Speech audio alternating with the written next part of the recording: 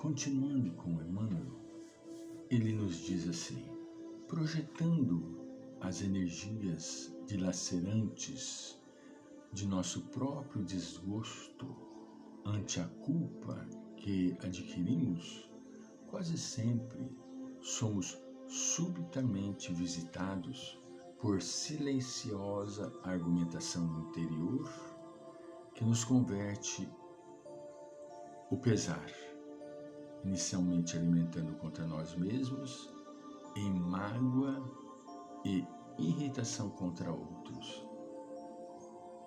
A culpa, nós estamos estudando mais detalhadamente com Joana de Ângeles, ela é um estado mórbido no nosso íntimo, um estado profundamente mórbido no nosso íntimo. Precisamos trabalhar esse sentimento, a fim de que não complique a nossa saúde. Nós já citamos, estamos repetindo, parece que até cansamos os ouvintes, as doenças que os médicos não conseguem diagnosticar. Né? Por quê? O indivíduo toma uma série de remédios e não soluciona. Principalmente, que eu tenho acompanhado e acho interessante, são as dores. As dores chamadas dores reumáticas, né?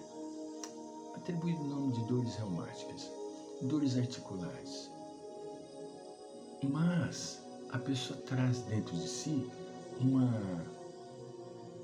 um processo que não teve coragem, não tem coragem de trabalhar.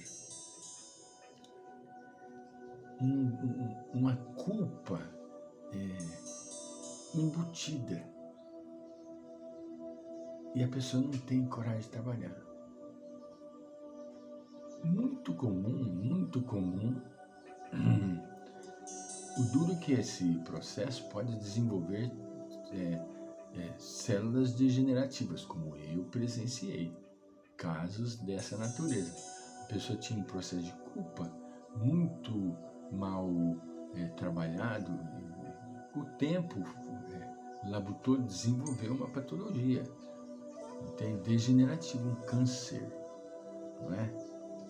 Ainda bem, como a pessoa tinha bondade no seu coração, foi minimizado o quadro psíquico, né?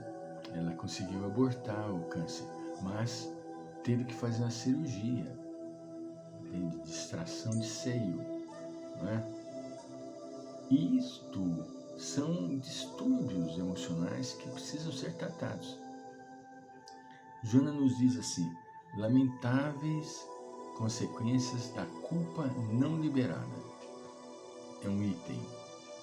A culpa encontra sintonia com as paisagens mais escuras da personalidade humana em que se homizia.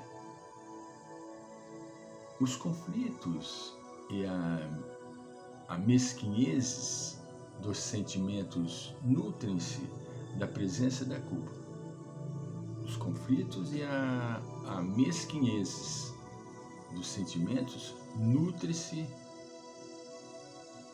da presença da culpa, levando a ostertores orgânicos àquele que lhe sofre a injunção. Estertores agônicos. Estertores agônicos àquele que lhe sofre a injunção. Acabrunha e desarticula os mecanismos da fraternidade, tornando o paciente arredio e triste, quando não infeliz e desmotivado. A pessoa fecha na sua... é o processo de ostracismo, se isola. se enclausura dentro de si mesmo, fecha-se e desencadeia o sofrimento, desencadeia as tristezas, entende? O padecimento. As suas ações tornam-se policiadas pelo medo de cometer novos desatinos e quase sempre é empurrado para a depressão. A pessoa se fecha, não quer ter contato com nada e nem com ninguém. Por quê? Porque teme o cometer novos desatinos. Vezes, porém outras, apresenta-se com nuances muito especiais, mediante as quais há uma forma de escamoteá-la através de escusas e de justificações indevidas. O indivíduo cria situação, cria desculpas. Não posso, não devo, não vai dar certo. Né? Assevera-se, continua Joana de Ângeles, nessa conduta que é normal errar. E, sem dúvida, o é, mas não permanecendo em contínua postura de equívocos, que devem sempre ser recuperados. A pessoa não pode ficar numa sequência de equívocos, numa sequência de erros, não é? Tormentosa é a existência de quem se nutre de culpa, sustentando-a com a sua insegurança, e tudo quanto lhe acontece de negativo, mesmo as ocorrências banais, é absorvido como sentimentos necessários de reparação. A pessoa, ela infelizmente, ela fica à mercê do medo. Ela teme, ela se mobiliza, não tem coragem de fazer absolutamente nada, por isso o processo depressivo.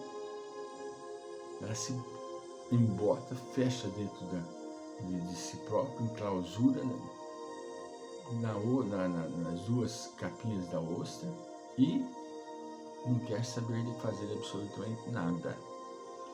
Fala-nos Emmanuel a respeito. É que os reflexos de nossa defecção, a turvelinharem junto de nós, assimilam de imediato as indisposições alheias, carregando para a acústica de nossa alma todas as mensagens inarticuladas de revolta e desânimo, angústia e desespero, que vagueiam na atmosfera psíquica em que respiramos, metamorfoseando-nos em autênticos rebelados sociais, famintos de insulamento ou de escândalo, nos quais possamos dar pasto à imaginação virulada pelas mórbidas sensações de nossas próprias culpas. A pessoa chega a ponto de até dar escândalo.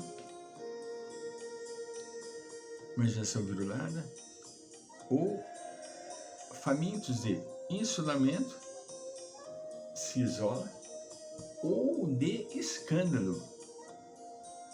Olha, são extremos, que é o processo bipolar que a pessoa desenvolve. Entende?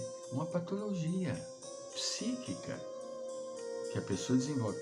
Nesse estado negativo, continua Emmanuel, que martelados pelas vibrações de sentimentos e pensamentos doentios, atingimos o desequilíbrio parcial ou total da harmonia orgânica, enredando corpo e alma nas teias da enfermidade com a mais complicada diagnose da patologia clássica. Nós damos trabalho. Infelizmente, nós somos pessoas que acabamos dando trabalho, né? Joana, ela nos coloca assim, que tormentosa é a existência de quem se nutre de culpa, sustentando-a com a sua insegurança. E, exatamente, tudo quanto lhe acontece de negativo, mesmo as ocorrências banais, é absorvido como sentimentos necessários de reparação. Joana fixa muito o seu estudo, a sua observação na infância.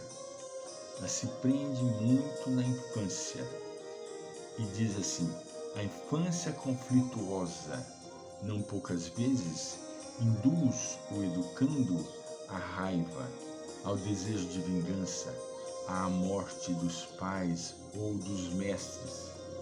Isto ocorre como catarse liberadora do desgosto. Quando mais tarde ocorre algo de infelicitador com aquele a quem foram dirigidos a ira e o desejo de desforço, a culpa instala-se automaticamente no enfermo, provocando arrependimento e dor. Não que a pessoa queira verdadeiramente que a pessoa morra, não, mas é um mecanismo de fuga para se libertar da frustração. Voltamos.